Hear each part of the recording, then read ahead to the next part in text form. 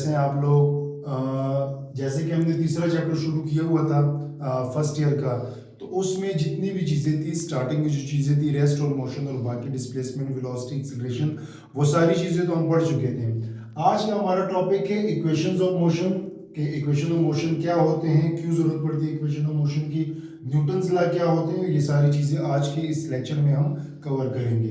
तो पहले हम पढ़ते हैं इक्वेशंस ऑफ मोशन। अब ये जो तीन आपको इक्वेशन नजर आ रहे हैं, ठीक है, ये 9th क्लास में क्योंकि हम इसको पूरी तरह एक्सप्लेन कर चुके हैं, इसलिए इतनी ज़्यादा ज़रूरत नहीं पड़ती, जस्ट वो रिमाइंड करवाने के लिए, क्योंकि हमारे इससे आगे जितने भी टॉपिक है वो इसी से मिलते जुलते हैं, ठीक है।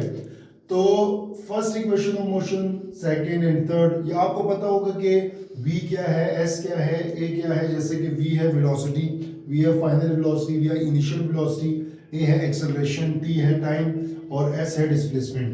तो ये सारी चीजें आप पहले पढ़ चुके हैं। तो यहाँ एक क्वेश्चन जहन में आना चाहिए कि why we need equations of motion, हमें जरूरत क्यों पड़ती है इन चीजों की, ये बनाने के पीछे वजह क्या थी। अब they can easily be used to calculate expressions such as position, velocity, acceleration, ठीक है।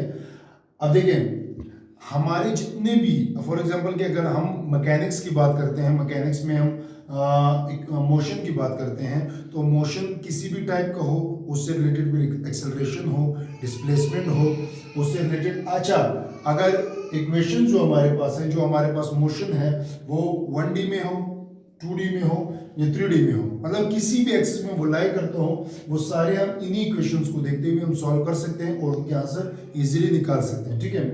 तो इक्वेशन ऑफ मोशन का मैकेनिक्स में एक बहुत बड़ा एक इंपॉर्टेंट रोल है, ठीक है। क्यों?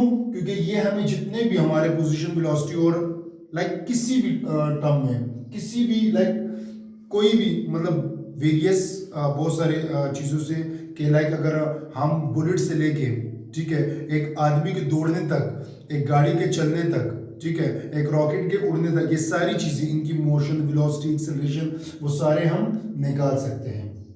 यहाँ एक और बात जो बहुत ज़्यादा इंपॉर्टेंट है, these equations are applicable only when the body moves in uniform acceleration। ये बहुत इंपॉर्टेंट पॉइंट है कि ये जो हमारे पास इक्वेशन है, ये सिर्फ लीनियर इक्वेशन के लिए एप्लीकेबल है, कि हमारे पास जो ऐसे इक्वेशन, जो ऐसे मोशन जो लीनियर हो, उनके लिए एप्लीकेबल है, अदरवाइज ये एप्लीकेबल नहीं है। अगर हम सारे मोशन, टाइप्स ऑफ मोशन की बात करें, तो ये सब के लिए एप्लीकेबल नहीं होते, ये सिर्फ एप्लीकेबल होते हैं जो यूनिफॉर्म एक्सेलरेशन के साथ मूव करते हैं। फॉर एग्जाम्पल, जैसे ये गाड़ी है, ठीक है, अब ये गाड़ी स्ट्रेट मूव कर रही है, ठीक है, अब स्ट्रेट मूव कर रही है, तो ये इसकी जो एक्सेलरेशन, इसकी पोजीशन, इसकी वेलोसिटी मैं इन इक्वेशन से निकाल सकता हूं।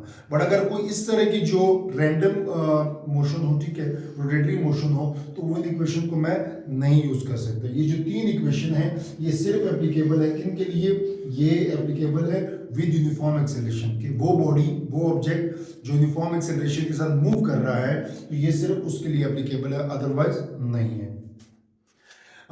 इसकी इतनी ज़्यादा एक्सप्लेनेशन में इसलिए नहीं जा रहा क्योंकि 9th में हम पढ़ चुके हैं। तो अब हम पढ़ेंगे Newton's laws of motion. These were clearly stated in first time by sir Isaac Newton. जहां बात आती है सर आइजैक न्यूटन की, तो उसके तो हम सर क्यों लगाते हैं। अब आइजैक न्यूटन जो थे, उनका फिजिक्स में एक बहुत ही सबसे मैं कहूँ कि सबसे इंपॉर्टेंट रोल आइजैक न्यूटन का है। तो सर आइजैक न्यूटन एक ऐसे थे जिन्होंने फिजिक्स के लिए और पूरी दुनिया के लिए बहुत कुछ किया, ठीक है। वैसे तो इनके अगर मैं फर्दर मतलब अगर मैं इनके कारनामे बयान करूँ तो वो कभी ख़त्म नहीं होंगे, लेक्चर पीछे रह जाएगा। बट आज हम इनकी बात करते हैं इक्वेशन, न्यूटन जो तीन लॉ है, ठीक है, फर्स्ट, सेकंड, थर्ड लॉ, ठीक है। ये पहली दफ़ा 1687 में पहली दफ़ा इसको डिफाइन किया गया, बताया गया कि ये लॉज क्या है। पहले पढ़ते हैं Newton's first law, the mass of the object is a quantitative measure of its inertia. कि देखिए, आसान अल्फाज में न्यूटन फर्स्ट लॉ समझाता हूँ। आसान अल्फाज में ये है कि फॉर एग्जाम्पल कि ये बोर्ड है, ठीक है, अब ये इसके पीछे दीवार है, ठीक है, अब मैं इसको अगर पुश करूं, ठीक है, इसको अगर मैं जोर लगाऊं, इसको अगर फोर्स लगाऊं, तो ये अपनी जगह से नहीं हिलेगा। क्यों? क्योंकि यहाँ बिल्कुल फिक्स्ड हुआ है, ठीक है। अब ये फिक्स्ड है, इसको मैं जोर लगा रहा हूं, ये नहीं हट रहा, ये रेजिस्ट कर रहा है। तो ये है न्यूटन फर्स्ट लॉ, कि हम किसी बॉडी को, अगर कोई बॉडी रुकी हुई है और वो कभी भी मूव नहीं करेगी, और अगर कोई बॉडी स्टे मतलब यूनिफॉर्म वेलोसिटी के साथ मूव कर रही है तो वो कभी भी रुकेगी नहीं, अदरवाइज कोई ऑब्जेक्ट उसको बाहर से वो ना करे। अब इस दीवार को अगर ये रुका हुआ है तो ये सारी जिंदगी ऐसे रुका हुआ है, अदरवाइज कि अगर मैं हथौड़ा लेके इसको तोड़ ना दूं या कोई और बाहर से एक्सटर्नल फोर्स कोई भी फोर्स आके इसको तोड़ ना दे, तब तक ये रुका ही रहेगा, तब तक इसको वो नहीं करेगा। अगर कोई बॉडी मूव कर रही है वो तब तक मूव करेगी जब तक उसको बाहर से कोई रुका ना जाए। तो ये first law, Newton first law है, ठीक है। अब यहाँ एक वर्ड यूज हुआ इनर्शिया।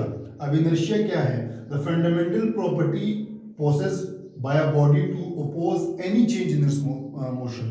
देखिए अब जैसे मैं इस दीवार की बात करूं या इस बोर्ड की बात करूं, तो जो मैं इस पे फोर्स लगा रहा हूं और ये रुका हुआ है, ये चेंज नहीं हो रहा, तो ये इसकी प्रॉपर्टी है कि मेरे फोर्स को ये रेजिस्ट करे, ठीक है। तो इसको इनर्शिया को एक रेजिस्टेंस फोर्स भी आप कह सकते हैं, ठीक है। जैसे कि फॉर एग्जांपल ये आप ले सकते हैं, ये है 300 किलोग्राम और ये है 30 किलोग्राम।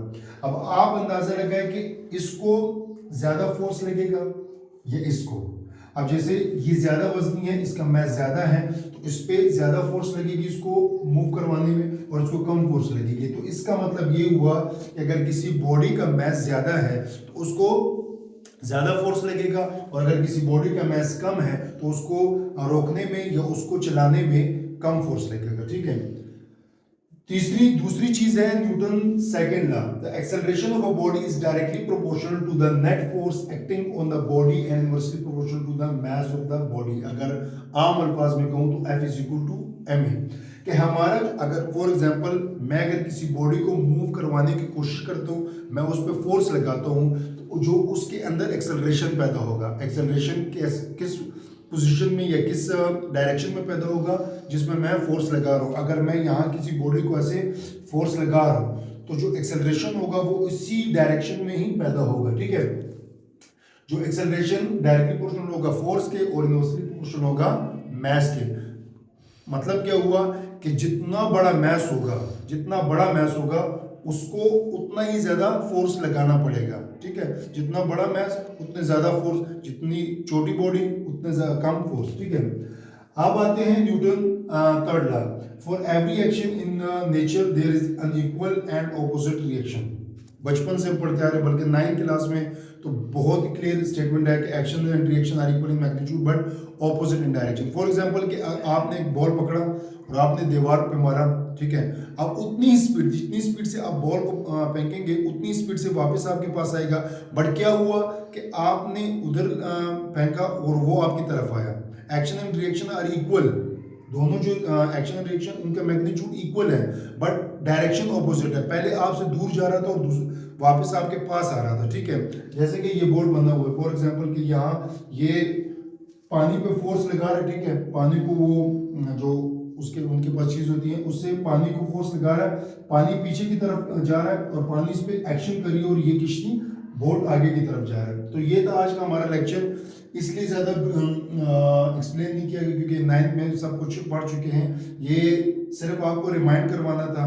अब ये जो चीज़ें हैं ये आगे जो हमारे जितने भी टॉपिक्स हैं उन सब में यूज़ होंगे, इसलिए थोड़ा सा वो बस सिर्फ रिवाइज करवाना है, ठीक है। अब इससे रिलेटेड भी अगर कोई क्वेश्चन हो, अगर कोई चीज़ समझ ना आई हो या कोई चीज़ समझनी हो तो आप कमेंट बॉक्स में लाजमी कमेंट